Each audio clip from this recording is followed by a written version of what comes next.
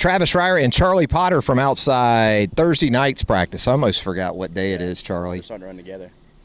It ends with Y. Yep. I know that. So it is Thursday night. We are outside Alabama football practice on the University of Alabama campus. And Charlie, typically when we go out to the second workouts of the day, you're really looking to see, and it's this case most practices in general that we go out to, injuries, guys missing, absences.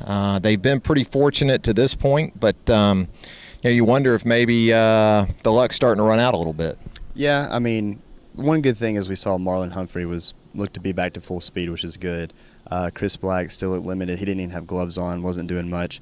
But a notable absence was freshman offensive lineman Lester Cotton. Didn't see him out there. Don't know the extent of that. We won't talk to Saban again until Saturday, so that'll be left to be determined. But other than that, I think that's pretty much what I saw on the injury front. Yeah, and in these instances in the past, we've seen absences for a wide variety of reasons. So we don't want you to go all Cam Robinson on this deal. We'll wait and see what we learn here in the coming days. But a young guy that had been very impressive to date. I think some people a little surprised that he's at the left tackle spot, but in watching him move his feet and sort of pop around out there, he looks like he's capable of handling that spot. Now, I wanted to talk tonight about a couple of positions going into Saturday scrimmage where we came into camp expecting a lot of competition at a lot of spots, but one that we haven't really talked about all that much, and I think it's because we haven't had a scrimmage yet, is the offensive guard position, specifically on the right side. And just like it was in the spring, or a lot of the spring anyway, Bradley Bozeman is kind of the guy there right now. Yeah, I mean, that's been the constant since really after the first week of the spring. I mean, the first team offensive line hasn't changed, I don't think, at all.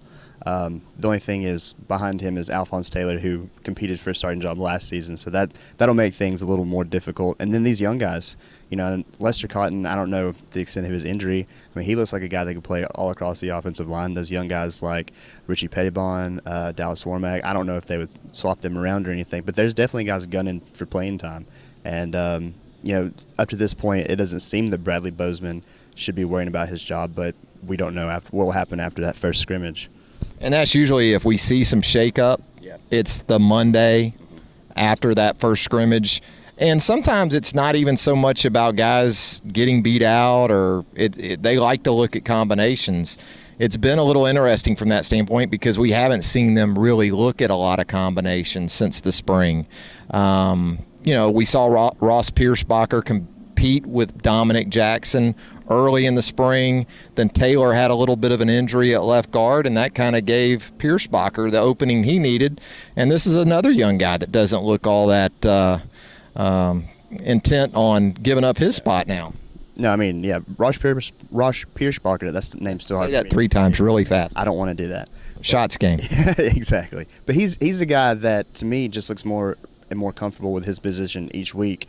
Like I said, there's been no shakeup, and I think it's just to credit him being a young player, coming in and holding down that position. He was obviously a highly touted guy coming out of high school, and he's one of those corn-fed Midwestern guys, which you want on your offensive line. But yeah, he doesn't look to be relinquishing his role in the offensive line at all. And I think it does.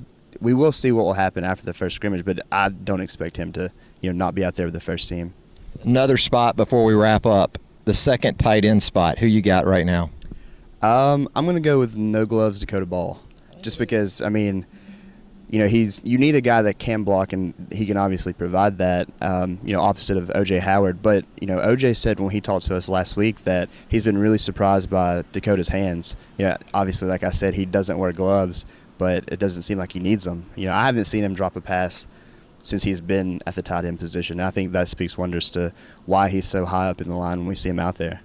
North Georgia's version of Nick O'Leary is what we'll go with for right now. And I think what helps him, too, is that he differentiates himself a little bit from a guy like Ty Fornoy Smith because at the point of attack, he's going to be able to get it done in the running game. And O.J. Howard, I think, has improved some there, but let's be real here. That's not his strength. That's not why you have him in the lineup. So interesting to watch as we head into Saturday's scrimmage, the first of 2015 fall camp. So for Charlie Potter, I'm Travis Reier, reminding you to keep it right here on BamaOnline.com for complete coverage of fall camp 2015.